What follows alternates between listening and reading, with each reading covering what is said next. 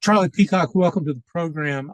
Really enjoyed your book, Roots and Rhythm. I mean, not only was there just tremendous insight in the book, but in some ways it was, I don't know, like reading a high school yearbook if you've been following contemporary music and Christian music for Hmm. the last 30 or 40 years. I mean, not, and I mean this in the best possible way.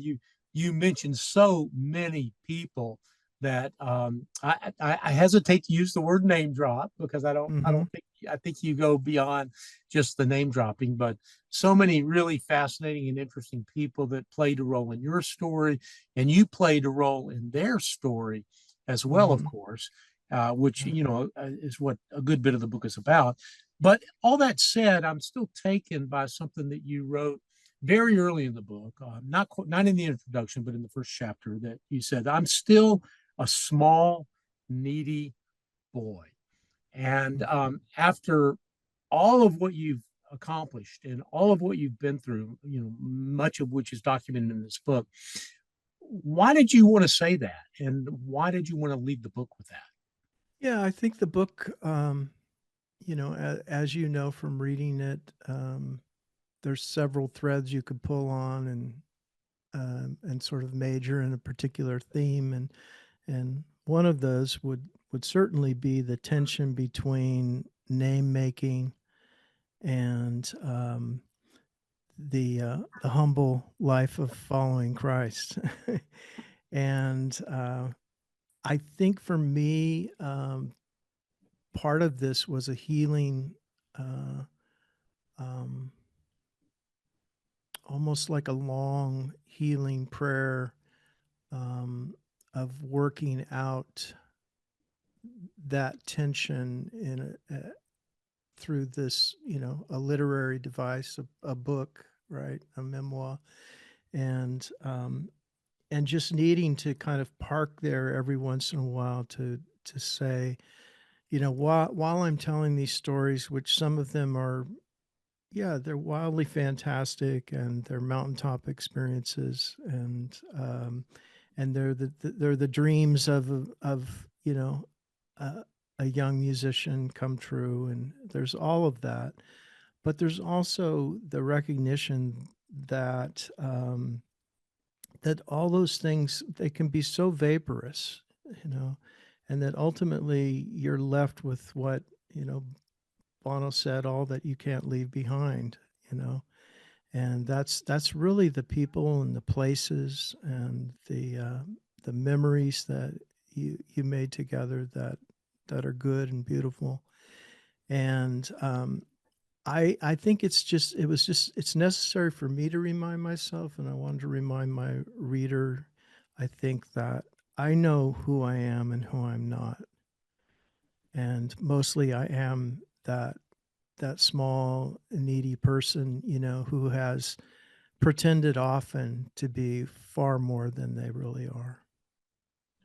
I was also amused a page or two later, your daughter, Molly, described you as not famous, just well known. It's Yes, yes, that was a great classic, legendary story in the household because she, was just super bright and sharp at a young age, and was somehow able to discern that and share that with her young friend who was curious, "What's up with your dad?" And I've just thought that's just so perfect, because in many ways to have had an extravagant sort of crazy fame, I don't think I would have ever survived that. I mean, I think I got what I needed, um, both in a what I would say in a worldly sense of like how the world measures success, in as much as I would have thought, and this is sort of apart from anything spiritual, just my own like pressing need, that might have been attached to proving myself to my father and things like that. That I got what I needed and not one bit more. And then there's sort of a thank God for that, yeah. where where yes, if it's just that I am just well known, then I'll be I can settle with that, because part of it is, as I share in the book, is that um, you know the sometimes it's the winning that kills you, and it's and I've seen that so much in the music business. And I'm so grateful that, like Andy and I are about to celebrate our 50th wedding anniversary. So for two kids who met when they were 14 and 15, I left high school when I was 16. We got married at 18. I'm 68 now. For us to have survived ourselves and survived the music business, and to be at this point of celebration and gratitude, I mean, um, yeah, that's just extraordinary to me, to think of Yeah. that when we think of so many of our friends who didn't survive that. They neither side survived themselves, or their marriages survived.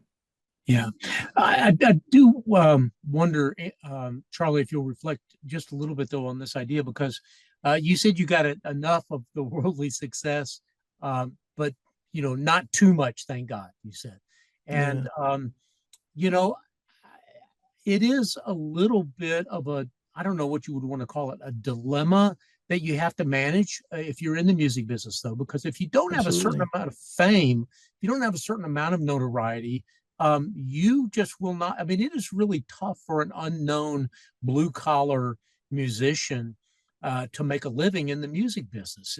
Well, it's Maybe next a to little, impossible. yeah. Yeah. It might be a little easier today with social media that you can find kind of Yeah, but maybe even find. that's still name making, though. Yeah, no, no, exactly right. So, it's a, I mean, reflect on that idea just a little bit more. I mean, how hard is it? And if you were giving advice to young people today, which I know you must from Yeah. time to time, because people Yeah. must come to you and ask you, how would you do it today? Is that a hard question Hmm. to answer? It really is a hard question to answer, because I think it is demonstrably harder today. That I mean, it could be 100 times more difficult, or 1,000 times. I don't even know how to express it. I mean, a lot of it has to do with the the world market being flooded with music that doesn't cost anyone anything.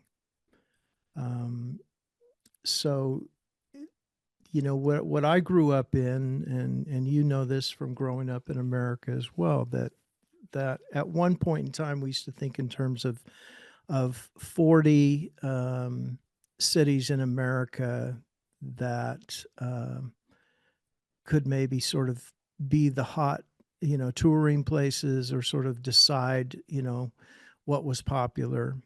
And they had some of the cities that we would easily name would be Chicago and Los Angeles and New York City and Atlanta and San Francisco and so on. But think of it this way: is that if I grew up in Northern California, so let's say that at any given time there were 10 bands in the Bay Area, bands or artists that were worthy of having a record company invest $250,000 in them, right? So if that was 40 times 10, right, then we'd have 400 artists, bands in the United States worthy of being signed that year to a recording contract, to see whether or not um, the people would vote and say, hey, we like this music, keep making it, right? Well, on any given day, you know, there's hundreds of thousands of songs that are uploaded to digital service providers. So that in of itself makes it you're not competing necessarily against talent. You're competing against the marketplace just being flooded. I mean, it's a matter of, if you were a discovery, A&R person in 1975, you went out and you saw people listen to music, right? You heard on the street, hey, there's this hot band that everybody's lining up to see. Let's go see them. Maybe it's someone that we want to sign. Now you can go on TikTok, you can go on YouTube, you can go on Spotify. I mean, you can listen to one artist and band after another. Um, there is still the ability to compare and contrast, but there's not a lot to contrast because there's so much of the same thing that's so similar in many ways. Even though we have, there's never been a more niche society than we have now, but it really, really is difficult to be heard above the fray. And it used to be that people had very unique lanes that they were developing, and I mean, just consider this: how different in the artists that I grew up with, how different Joni Mitchell is, from Black Sabbath, uh, from Miles Davis, from Albert King.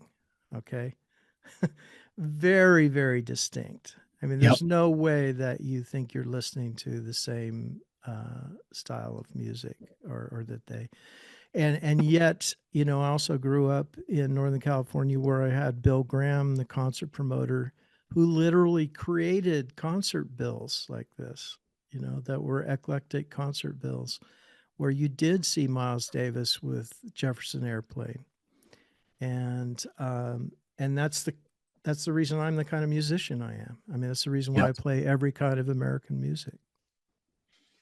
So yeah, Charlie, I you mean, don't. it's very difficult today.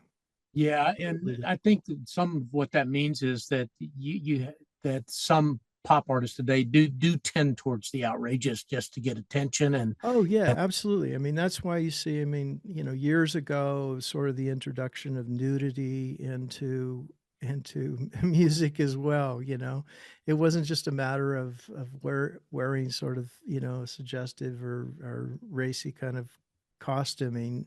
It literally became like, okay, now we have to get naked to get people's attention. yeah, And it's just sort of, you know, gone around in a loop, where every generation has to deal with that. How can I be heard? Because clearly they're not interested in the music yeah, first. Now we're interested in branding first. So branding is front loaded with everything. It's really about the name making. I just wrote about this in my most recent newsletter, but there is that a great temptation to look at how many followers a musician has before you even listen to the music. yeah, Is it worth my time? I mean, if they can't get more than 1,000 followers, is it worth my time, to even listen to the music, which is yeah, completely insane, right? I mean, I signed Switchfoot and helped develop the Civil Wars based solely on the music. There were no metrics. It was all gut, and that's my entire career is about, you know, Gladwell's Blink and my gut, and it yeah. was always like that. It was never about metrics. Well, I don't want to wander too far from your book, Charlie, but I can't Yeah. resist asking this. It seems like that this is also in the Christian market as well. I remember a couple of years ago I was talking to Philip Yancey, whose either first book or a very early book is "What's So Amazing About Grace," which Hmm. ultimately went on to sell millions of copies. And Philip told me that he did not think that that book could even get published today because at the time he wrote it, he was an unknown. He had no platform.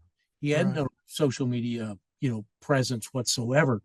Right. And it seems like even in Christian publishing, Christian music, there is a this name making process that is completely independent of the quality of the work that the artist is putting out. That that still though matters as much or more. Yes, absolutely. But I think it's a false dependence, and I think this will just continue to be proved out as the years go on. Um, But it does. But I get that. But it does take courage for a publisher to say, we believe that if we just publish quality work, irrespective of the platform of the artist, we'll be okay. I mean, in this environment, it takes a lot of courage to do that in Well, it some. doesn't take any more. It doesn't take any more courage than me getting up in the morning and writing a song and not knowing where its destiny is. Fair enough. Yeah. Yeah. So I don't have a lot of empathy. you know, I mean I've lived for 50 years and worked with speculative income, and what it, I mean, that I'm a follower of Christ, and so I'm a dependent person. I'm dependent on Creator with us to provide for us, and that is the air that I breathe, my ethos. And um, I don't see why so-called Christian companies aren't, in a sense, required by the cosmos to live under those same requirements. Yeah. Right. It doesn't make, um, I understand, capitalism enough that I understand that they have to create wealth in order to have the ability to get loans to, you know, do what they want to do, or invest their own money in various things. I've done the same thing. So I get that, but I don't, I'm baffled by the book publishing in particular, about their inability to see that the influencer ethos does not necessarily sell books, and that what really in a sense sells books in the most crass sense is to convert that idea into something that is admirable and good, which is the development of community. Yeah. And so, when I was a young artist, I was in the community development business, right? We were, people were gathering around me as I gathered around others because we were like minded and we were interested in the same things. And that grew into something that, I never, no one ever thought of it as a platform to be exploited. It just naturally grew into things where you could say, "Hey, look, I made something," and people would say, I mean, you didn't even have to say, "Are you interested in it?" They would say, "Can I have some of that?" And that has been, except on a very localized level and on a very, very high level, um, mass level, like a Taylor Swift, the whole middle has been gutted, right? So you either have this sort of superstar magnetism, ubiquity that creates that circumstance, and you have the quintessential Taylor Swift style fan, or you have things that are really small and organic, and people are super excited about something. And then it seems like Yeah. everything else in between is just gutted. Yeah. Yeah. Well, Charlie, I want to come back to this idea of community building and community making in a minute. But what Okay. I'd like to do is to try to try to get back closer to your book. And let's just stipulate for the record that we are not going to be able to completely talk about a 300 plus page book in the little bit of time that we've got. But there No, are a couple of kind of key pivot points that I wanted to mention sure. and ask you to say a little bit more about them. One is, you've already mentioned a couple of times that you were raised in Northern California. One of the things that you say in your book that I found fascinating, because I was a big Kerouac fan at one point in my life as well, Mhm. was that you say that Jack Kerouac raised you from age 14 to age 18, but you also say that he made a lousy parent. Can you say He more about did. that? Yes. You know, I think what I took from, as a teenager reading Kerouac was that um, that freedom was the way that Kerouac defined freedom in terms of the open road, and the improvisational nature of every single day, being like a jazz performance. That just rang my bell, you know. And the idea that if you didn't want to do something, well, then don't do it. Yeah. You know, I mean, for a young teenager, that was like, oh my gosh, okay, that's a way of being and doing that I want to sign up for, you know, because I literally want to just let my imagination fly, um, uh, you know, unfettered. And he was really the one that opened the door for that. But he was also incredibly Christ haunted as well, as was I, um, even though I wanted to experiment with everything. Um, but yeah, and then so you take that, the idea that of individualism as religion, and it's not too long before, you know, it circles back to bite you. And and so that's why I said that, like, you know, yeah, he opened a lot of that to me, those ideas, sort of post suburbia kind of ideas. And and then, boy, did it all come crashing down, as it did for Jack. Yeah, yeah. Well, and it came crashing down for you in part in substance abuse in early Hmm. adulthood, and Hmm. but and you talked at one point in about going to AA, have not having a driver's license. You had your driver's license taken That's away, right. so you went to AA meetings on a bicycle until your bicycle got stolen That's outside right. of the That's AA. right. But then something happened. You met a man named Mike Butera, who was a, am I remembering this right, a saxophone player? He Yeah, he said, was a tenor, amazing tenor saxophonist. Played talk played to me modern about your jazz. relationship with Yeah. him. What happened as a result of that relationship?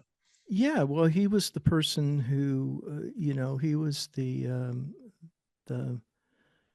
the messenger of good news, and really the first person that explained um, Jesus and the um, really the a way of talking about sin that I understood, that I was a sinner. Um, I had been, you know, since I was a child, going to Sunday school, sometimes with my grandparents, and I had believed in Jesus. I'm not sure how, you know, whether as a god or a historical figure. I couldn't go back and tell you exactly how I perceived Jesus, except that I did believe that there was a reality in which Jesus existed. Um, but I never truly understood sin, um, and why I needed a savior. And I think Mike was the one who, you know, I had lived enough life by that time. In other words, I had lived to greatly disappoint myself, let alone God. Hmm. And so when Mike talked to me about, he had this great metaphor. He said you'll never be good enough, you know. And because I may have said something, you know, I'm trying to be better, I'm trying to be good. You'll never be good enough. And I'm like, well, what do you mean by that? He says, well, it's like you could be the greatest swimmer in the world, but you can't swim from San Francisco to Hawaii. There's no circumstances under which you will survive that. And I was like, yeah, you're right. I can't do that. And he said, it's the same thing. You can't save yourself. And I said, well, and then as soon as he, you know, said something like that, then I was like, yes, absolutely. I cannot save myself. I'm completely aware of that now.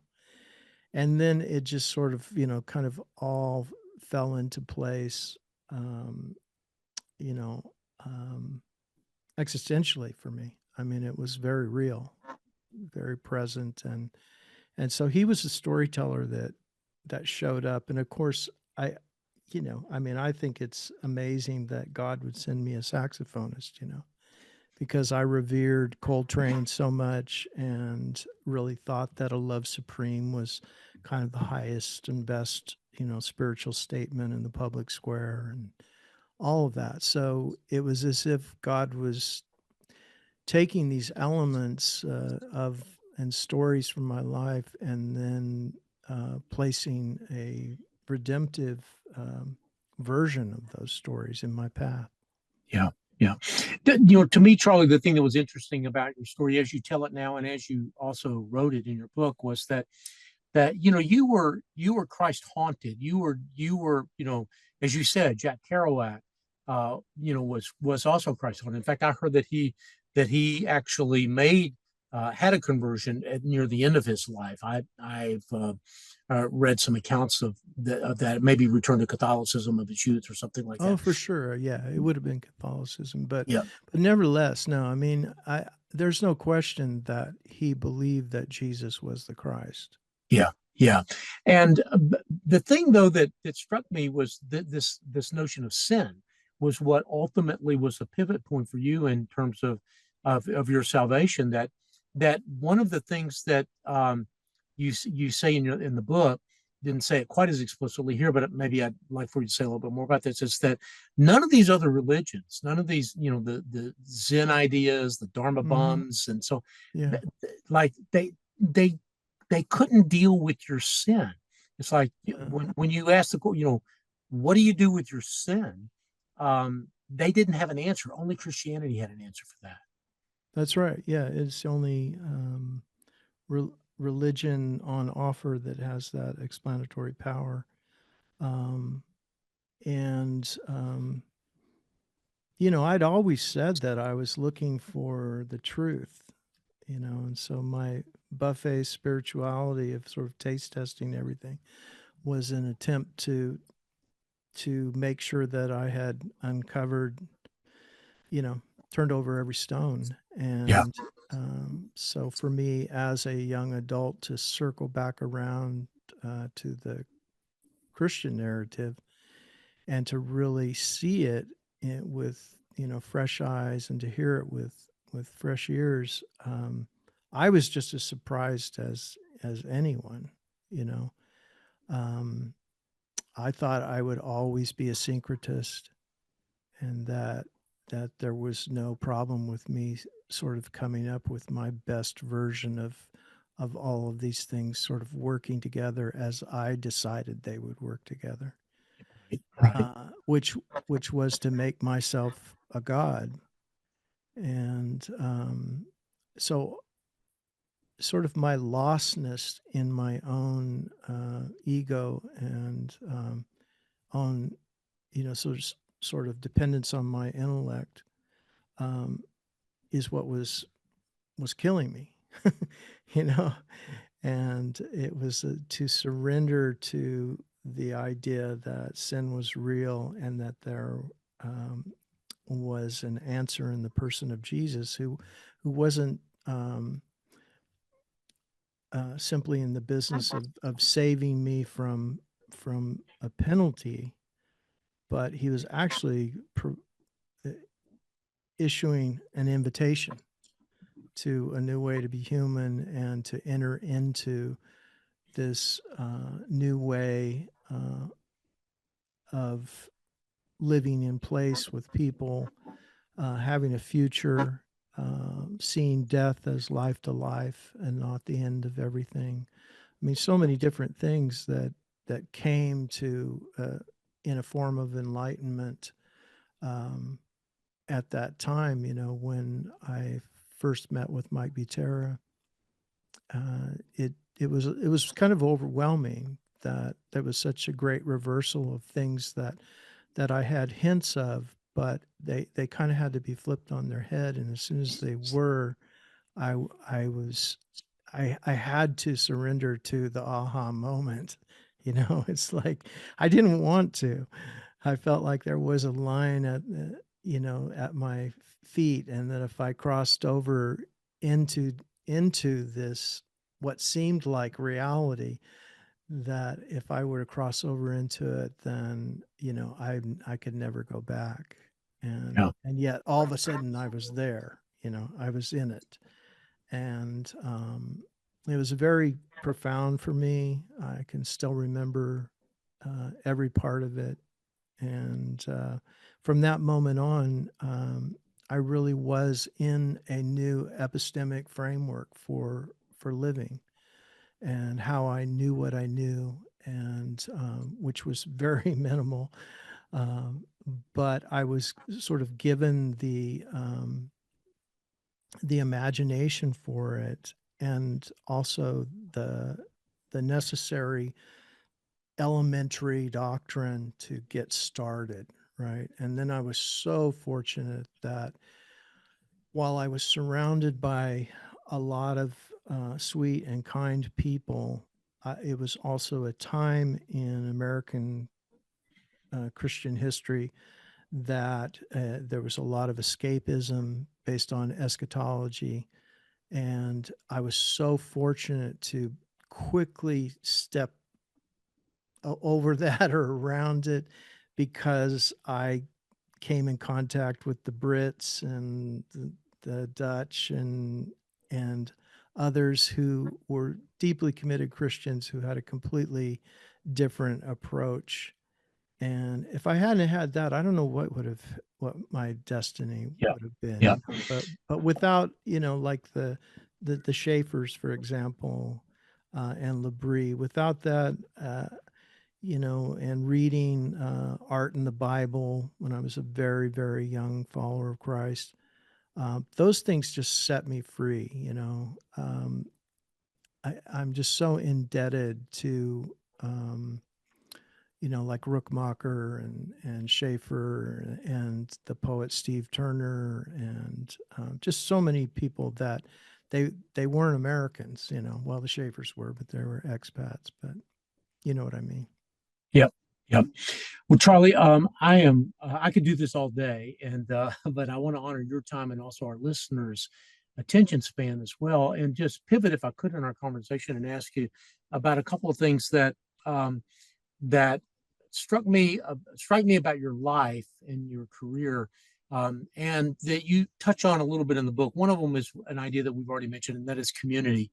And it strikes me that that community in some ways has become kind of a buzzword in the evangelical movement these days, and yet we're discovering that it's extraordinarily hard to create, and especially to create organically.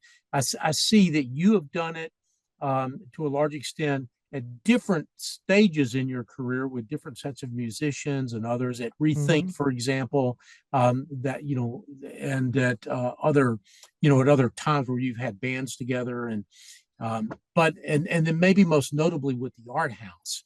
Hmm. Others have done it. I think about Andrew Peterson in the Rabbit Room and his annual Hutchmoot conference, and Right.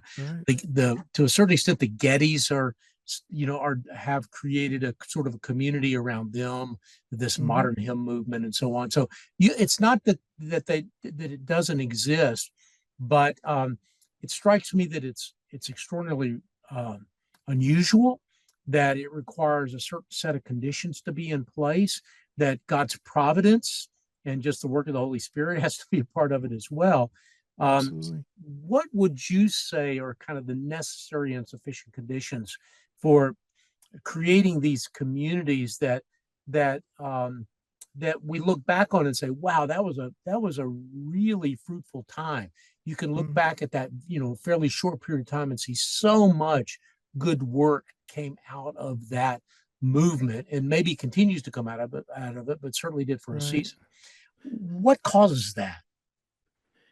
Um, well, if you run into a friend at a coffee shop that you haven't seen for a while, and you decide, you know what, I'm not going to be in a hurry. Hey, do you have a minute? Do you want to sit and talk for a bit? And so you sit down, and an hour goes by, and you're both going, man, this is great. I'm so glad that we ran into each other, and that we've had this time to talk. I mean, I feel like maybe I should go and get back to work, right? And we've all had those kinds of experiences. And so really creating community is at its root very, very simple.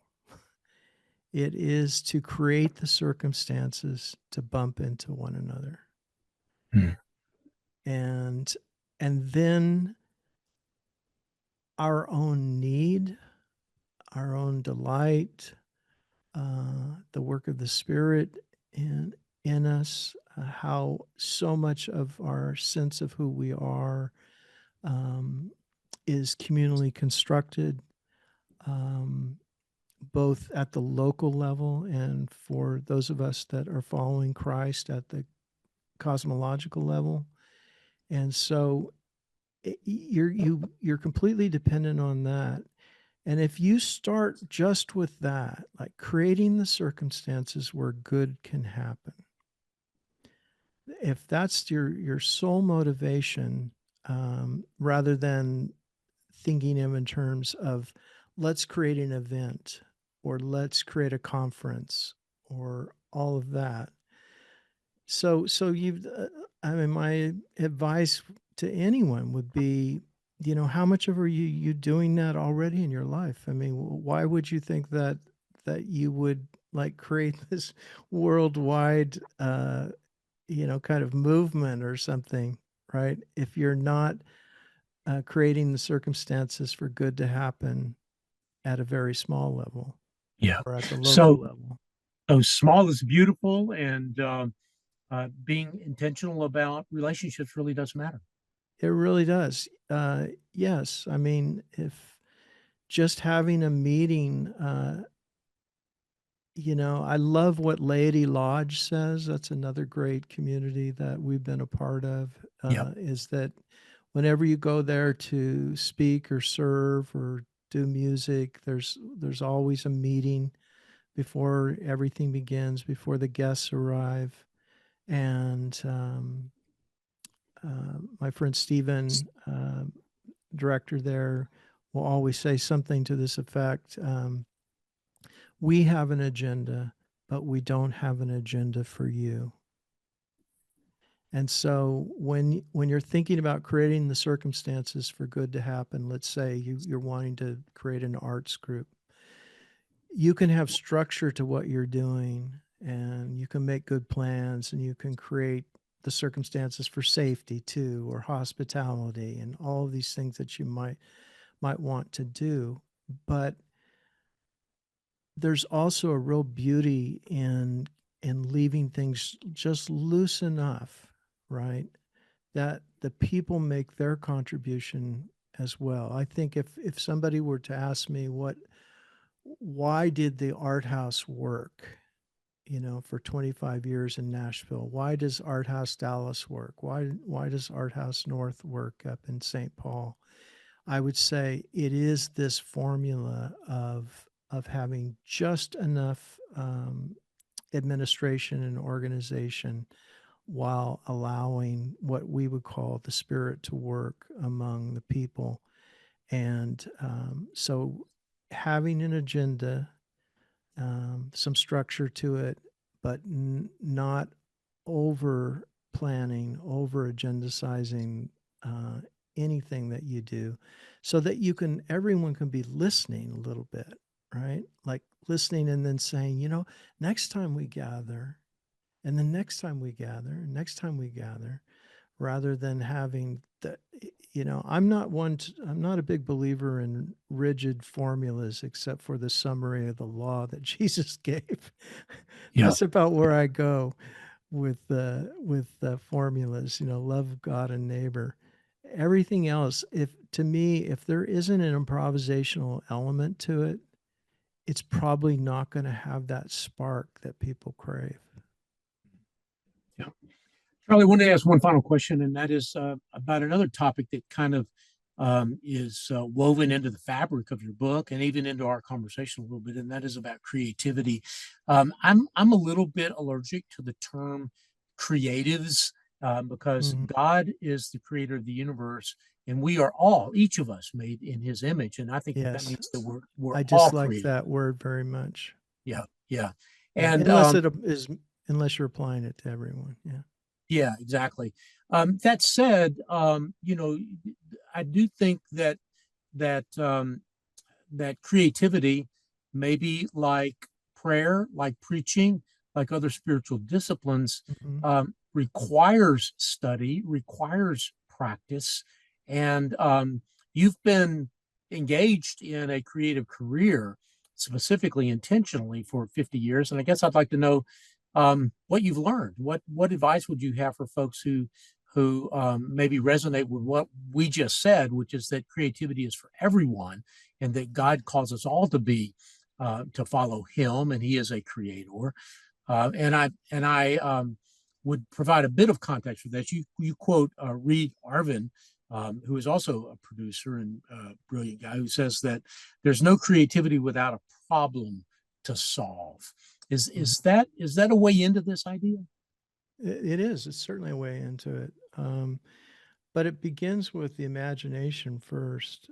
And for those of your listeners that are interested, I know we're talking about my brand new book, the memoir, Roots and Rhythm, but the book that Andy and I put out almost a year ago now, Why Everything That Matters Matters So Much. I addressed this idea that um, imagination and creativity are not synonymous, and imagination always goes before creativity.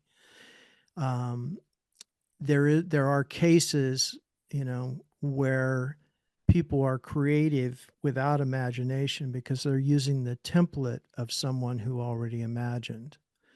But the natural flow for the human being is to ask what if and then see if they can bring that what if in the imagination out into the open. And the way that we do that is through making, through fabricating, through creating, and that is our creativity. So if you look at the model of God the Creator, um, it's it's helpful if people will look at everything that they sense, um, and everything that can even be sensed or seen, even using technology that we develop.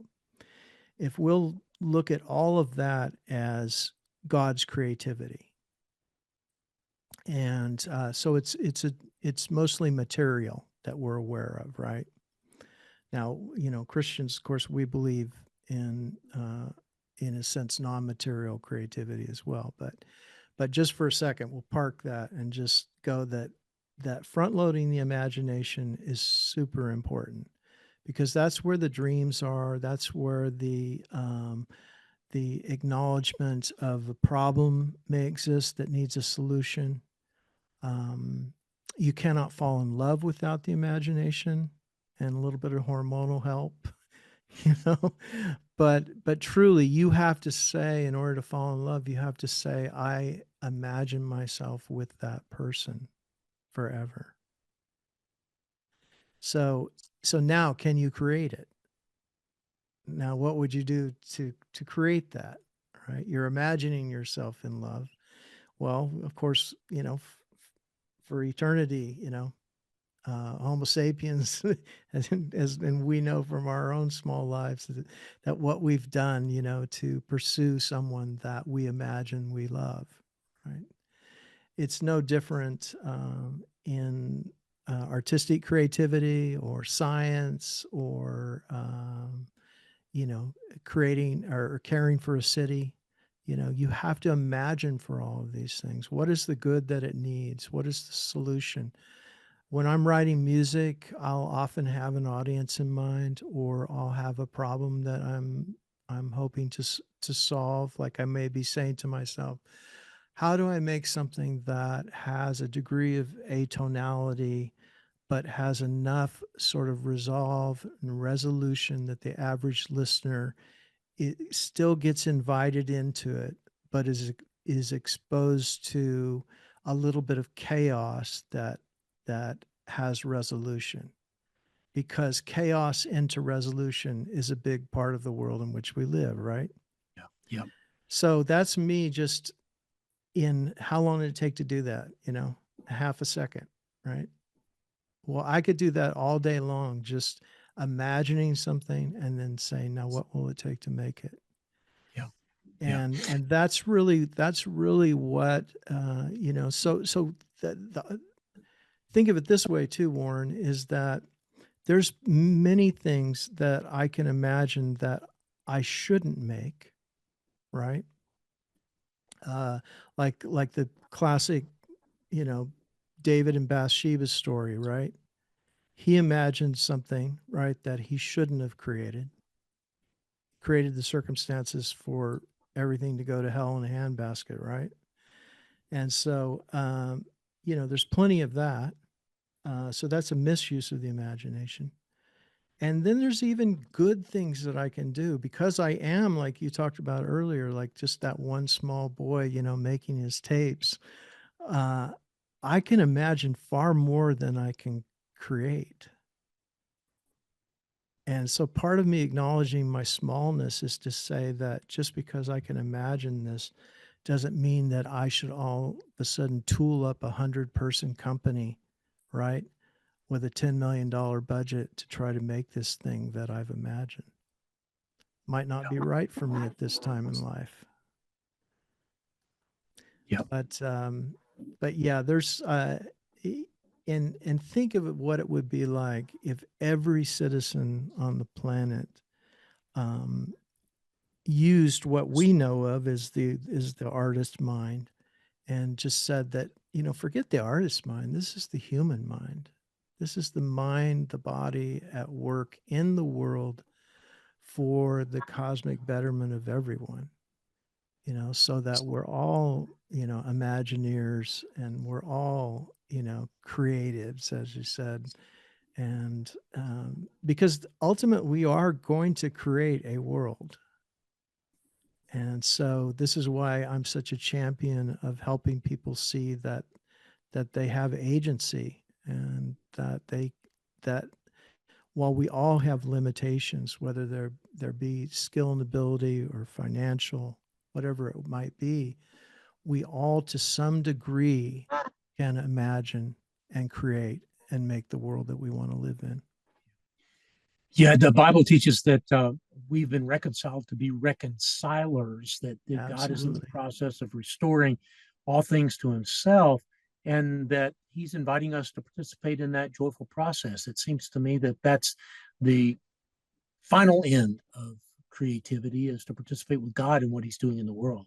Absolutely. Yeah. I mean, that's the way I feel about, I don't feel like I have a job, I mean, I feel like I have a calling, and the calling has come from Creator with us, and I am just following behind, Yeah.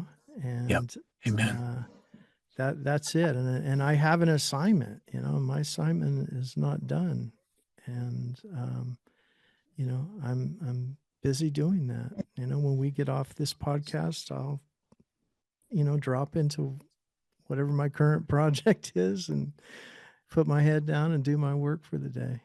Well, I can't wait to read or hear or see that project, Charlie. And I'm grateful for the time that you spent with us today. I went over the time I promised you. I'm grateful for you being showing me some grace on that.